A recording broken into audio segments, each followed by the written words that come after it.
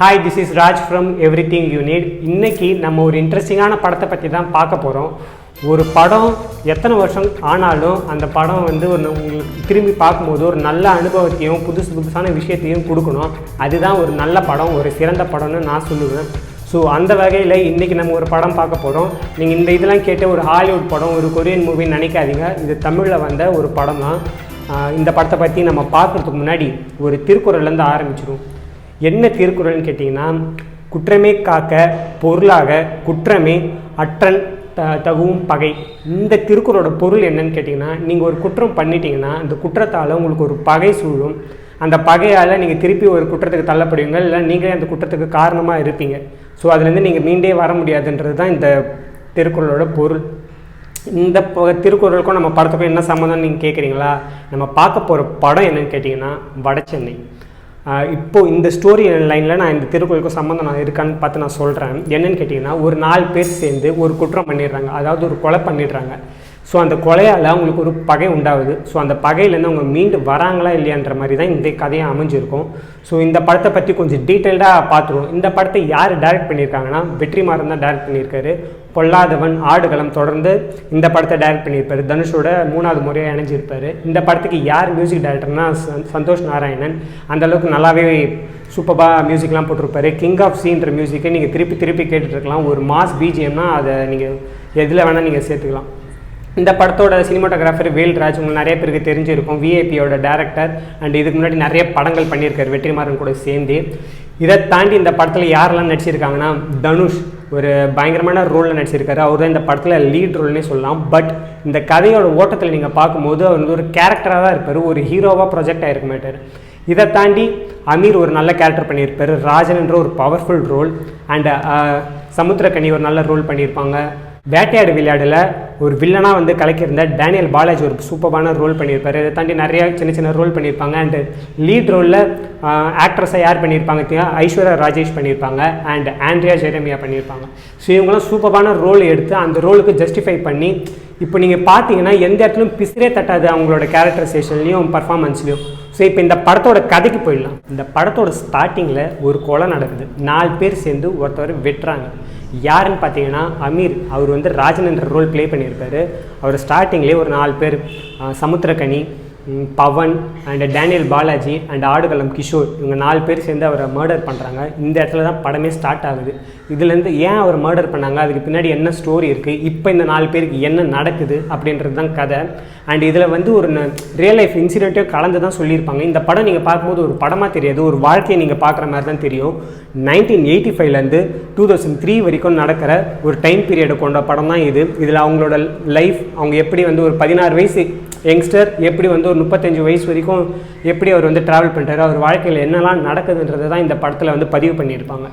இந்த கதைக்குள்ளே தனுஷ் எப்படி வராருன்னு கேட்டிங்களா, எப்பவுமே ஒரு குற்றம் நடக்குது, ஒரு கொலை நடக்குதுன்னா அது அவங்கள மட்டும் பாதிக்காது, சுற்றி இருக்கிற ஒரு 4 பேர் அதில் கண்டிப்பாக பாதிக்கப்படுவாங்க. இதுக்கு பேர் தான் ரிப்பிள் எஃபெக்ட்னு சொல்லுவாங்க. ஸோ அந்த கான்செப்டில் தான் இந்த படத்தையும் டைரக்ட் பண்ணியிருப்பார்.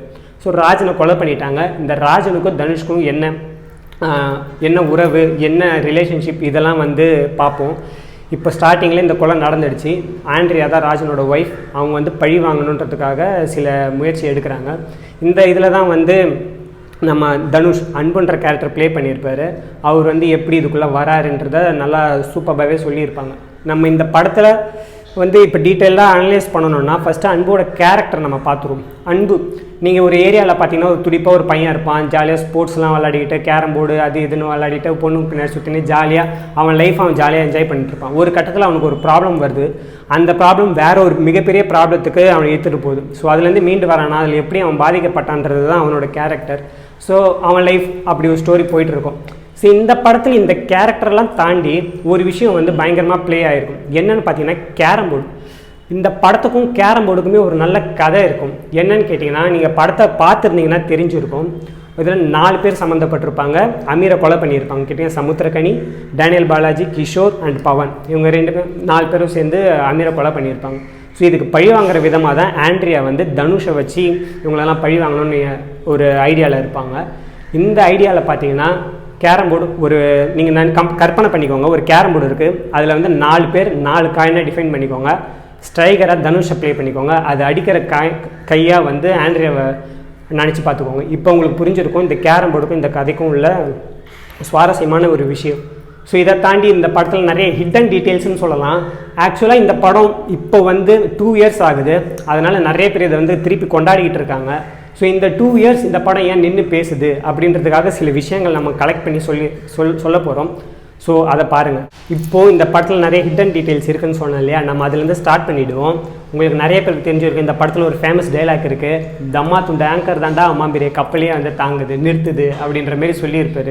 ராஜனும் சொல்லியிருப்பார், அதாவது அமீரும் சொல்லியிருப்பார், தனுஷ் அந்த கேரக்டரும் சொல்லியிருக்கோம். எப்போன்னு பார்த்தீங்கன்னா ஒரு போலீஸ் ஏரியாக்குள்ளே வருவாங்க, ராஜன் கிட்ட வம்பி இழுப்பாங்க, அப்போ அவரை அடித்து போட்டுட்டு தம்மா துண்டு ஆங்கர் தாண்டான்னு அந்த இடத்துல சீனில் சொல்லியிருப்பார்.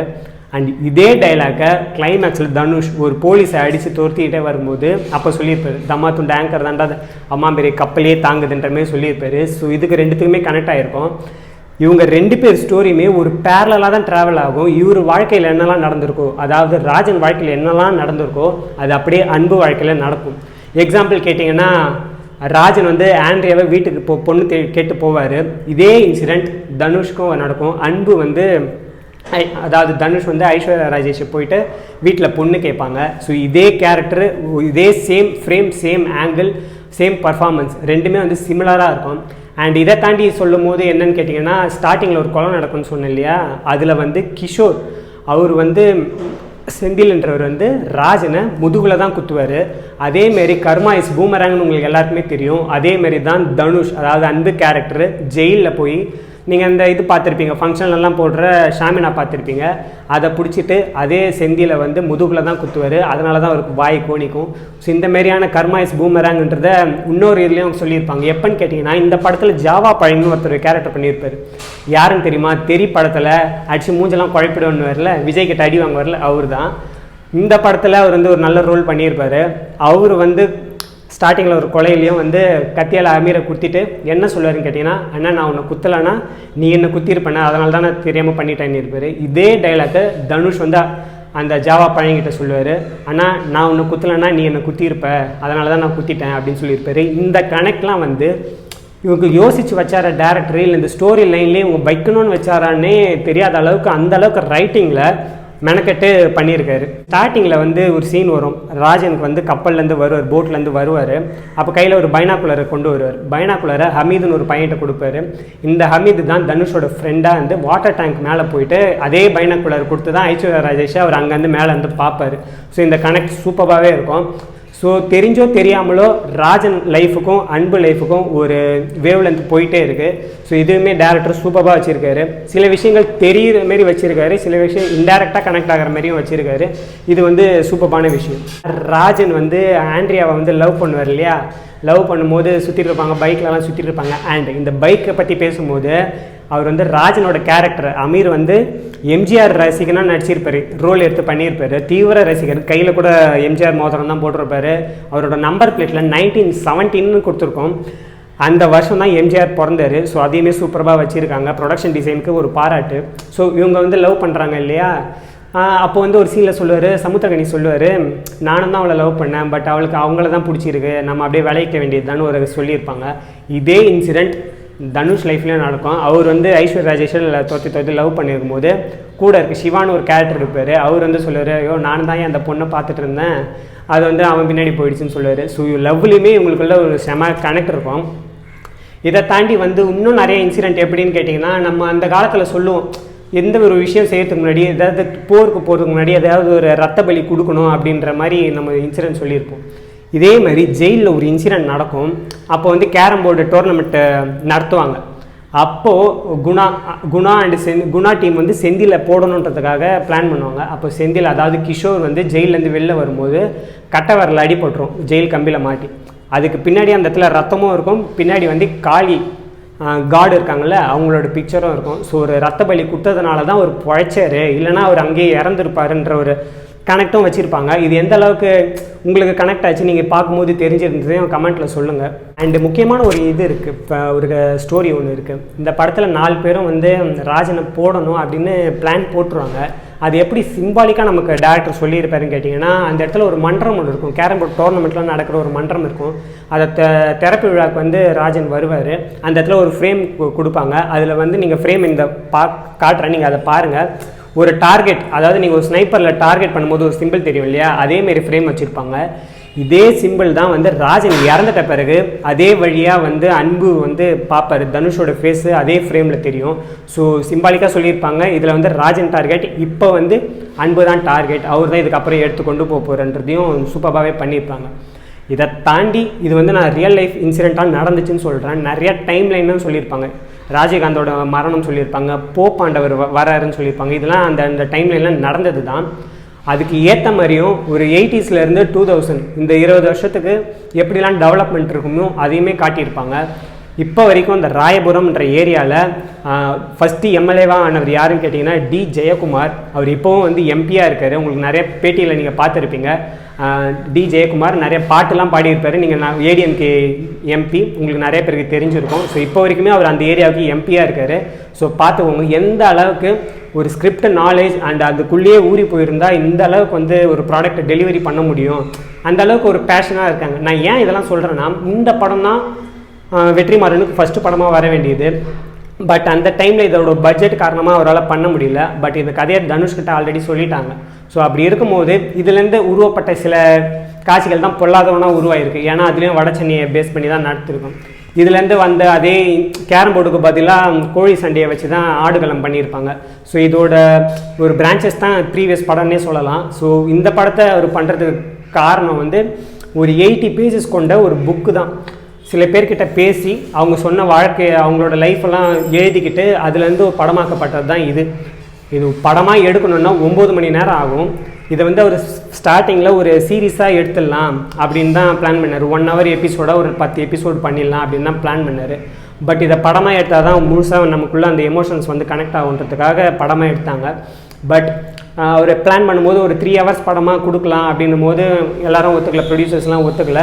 இந்த டைமில் வந்து இதை ஒரு ட்ரையாலஜியாக பண்ணிடலாம் அப்படின்ட்டு 3 பார்ட்டாக பண்ணிடலான்ட்டு பிளான் பண்ணாங்க. ஃபஸ்ட்டு பார்ட் வந்துடுச்சு, செகண்ட் பார்ட் வரப்போகுது, தேர்ட் பார்ட் வருமானது கொஞ்சம் டவுட்டு தான். ஏன்னா இப்போயே நிறைய பேர் பிரச்சனை பண்ணிகிட்டு இருக்காங்க.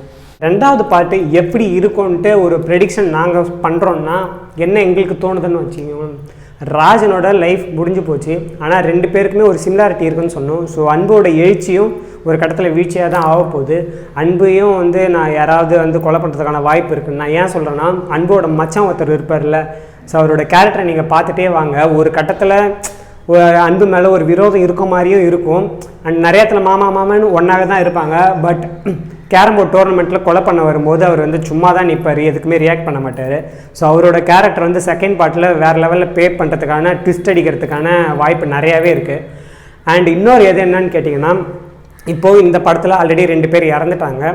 இதை தாண்டி இன்னும் சமுத்திரக்கனி இருக்கார். அண்டு அந்த போலீஸ் கூட ஒரு செந்திலோட மச்சான் இருக்காங்களே, ஒரு போலீஸ் கேரக்டராக ப்ளே பண்ணுவார். ஸோ அவருமே வந்து இவர் மேலே ஒரு விரோதத்தினால பழி வாங்கிறதுக்கான வாய்ப்புகள் நிறையாவே இருக்குது.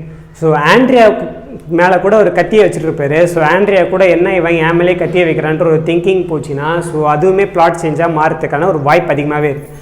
இந்த படத்தில் டேனியல் பாலாஜியோட ரோல் மினிமம் இருந்தாலும் ஸ்ட்ராங்காக இருக்கும். செகண்ட் பார்ட்டில் அவரோட ரோல் மெயின் வில்லனாகிறதுக்கான வாய்ப்பு கூட இருக்குது. அவரே இந்த இதெல்லாம் நீங்கள் பிளான் பண்ணி பண்ணுறதுக்கான சான்சஸ் அதிகமாகவே இருக்குது. செகண்ட் பார்ட்டில் ரிவீல் பண்ணலாம், இவர் தான் இதெல்லாம் 4 பேரை வச்சு ராஜனுக்கு போட்டதாகவும் இவர் பெரிய ஆளாக ஆகிறதுக்காகவும் பண்ணியிருக்கலான்றதை ரிவீல் பண்ணுறதுக்கான வாய்ப்பு அதிகமாகவே இருக்குது. இதெல்லாம் தாண்டி இன்னொரு ஸ்பெகுலேஷன் என்னென்னு கேட்டிங்கன்னா, ராஜனை அன்பு ஒரு காட்ஃபாதராக தான் பார்த்துருப்பார். ஸோ இவங்க 4 பேரையும் போடுறதுக்காகவே இந்த மாதிரியான ப்ராப்ளம்ஸை க்ரியேட் பண்ணி அதுக்குள்ளே வந்திருக்கலாம் அப்படின்றது இன்னொரு ஸ்பெகுலேஷனும் இருக்குது. ஏன்னா ராஜன் வந்து ஒரு டெமிகாடாக பார்த்துருக்கலாம். ஸோ அவர் மேலே ஒரு பாசம் வந்திருக்கலாம். ஸோ அதனால் அவர் வந்து கொண்டவங்களை பழி வாங்கணுன்றதுக்காகவே இந்த டைம்லைனுக்குள்ளே இவங்களுக்கு கூட பிரச்சனை வச்சுக்கிட்டு இதெல்லாம் ஒரு நகர்த்தலான்ற மாதிரியும் ஒரு பாயிண்ட் ஆஃப் வியூ இருக்குது. ஸோ நாங்கள் இதெல்லாம் தான் எதிர்பார்க்குறோம்.